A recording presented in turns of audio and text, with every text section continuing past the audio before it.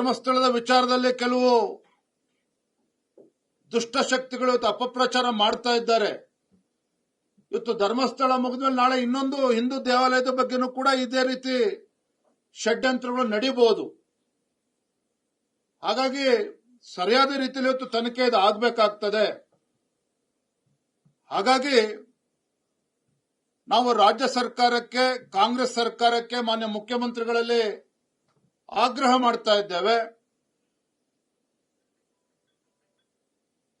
ಯಾವ ಆತುರವನ್ನ SIT ಘಟನೆ ಮಾಡುವ ಸಂದರ್ಭದಲ್ಲಿ ಮಾಡಿದ್ದೀರಿ, ಅದೇ ಆತುರದಿಂದ ಅಂದ್ರೆ ವಿತೌಟ್ ಎನಿ ಫರ್ದರ್ ಡಿಲೇ ಇವತ್ತು ರಾಜ್ಯ ಸರ್ಕಾರ ಸಂಪೂರ್ಣ ತನಿಖೆ ನಿಷ್ಪಕ್ಷಪಾತವಾಗಿ ನಡೀಬೇಕು. ಕೋಟ್ಯಾಂತರ ಭಕ್ತರಲ್ಲಿ ಇವತ್ತು ನಂಬಿಕೆ ಬರೋ ರೀತಿಯಲ್ಲಿ ತನಿಖೆ ಆಗಬೇಕು ಅಂತ ಹೇಳಿದ್ರೆ ಈ ತನಿಖೆ NIAಗೆ ಕೊಡಬೇಕು ಅಂತೇಳಿ ಮಾನ್ಯ ಮುಖ್ಯಮಂತ್ರಿಗಳನ್ನ ನಾನು ಆಗ್ರಹ ಮಾಡ್ತಾ ಇದ್ದೇನೆ. Mr. Chief Minister should hand over the investigation to National Investigative Agency NIA.